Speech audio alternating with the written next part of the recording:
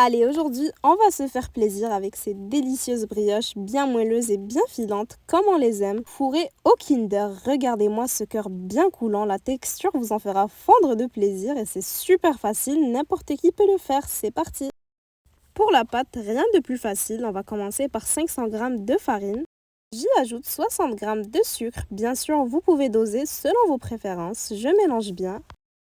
Je fais la recette au robot, mais bien évidemment, vous pouvez la faire à la main.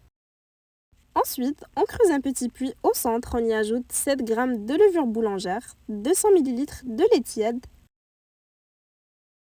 2 œufs et finalement de l'extrait de vanille qui est optionnel ou bien remplaçable par du sucre vanille.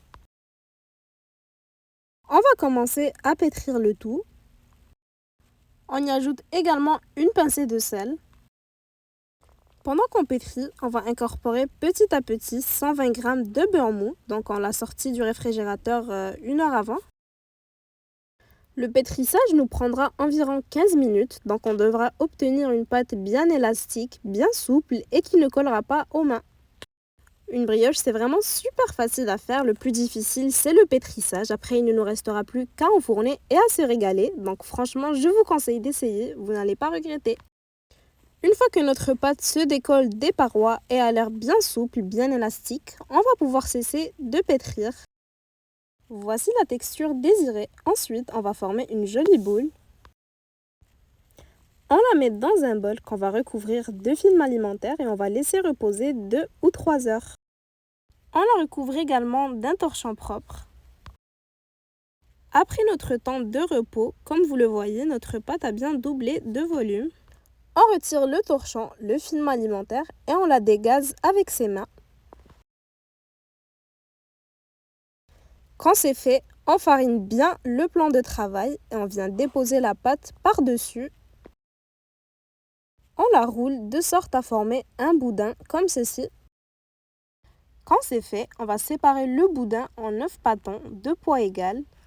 Donc cette recette m'a donné 9 brioches de taille moyenne. N'hésitez pas à diviser ou à doubler les quantités selon vos besoins. Et voilà l'ingrédient qui va apporter toute la gourmandise. Je saisis 120 g de Kinder Maxi. On aplatit les pâtons sur notre main comme ceci, puis on vient y disposer 2 carrés de Kinder. On referme bien en pinçant, puis on va reformer une jolie boule. Si vous souhaitez, vous pouvez refaire exactement la même recette sans Kinder pour des brioches nature. D'ailleurs, si vous aimez les recettes à base de Kinder comme celle-ci, n'hésitez pas à laisser un petit like pour me le faire savoir et me dire quelle recette à base de Kinder vous aimeriez voir. Une fois les petites boules formées, on les réserve dans notre moule recouvert de papier sulfurisé. J'utilise un moule carré de 24 x 24 cm. On refait ceci jusqu'à épuisement des pâtons.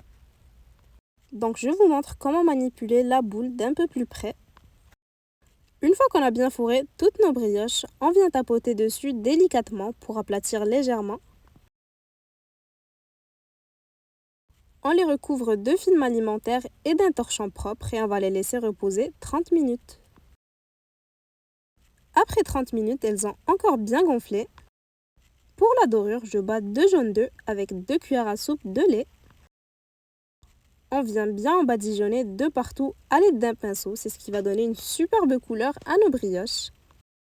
Si vous avez besoin de revoir certains ingrédients, tous les détails sont en description. Pour faire craquer tout le monde, on va venir saupoudrer un peu de sucre perlé sur le dessus. Ça paraît tout simple, mais ça fait une énorme différence. Nos délicieuses brioches sont prêtes à être enfournées à 180 degrés pendant 15 minutes.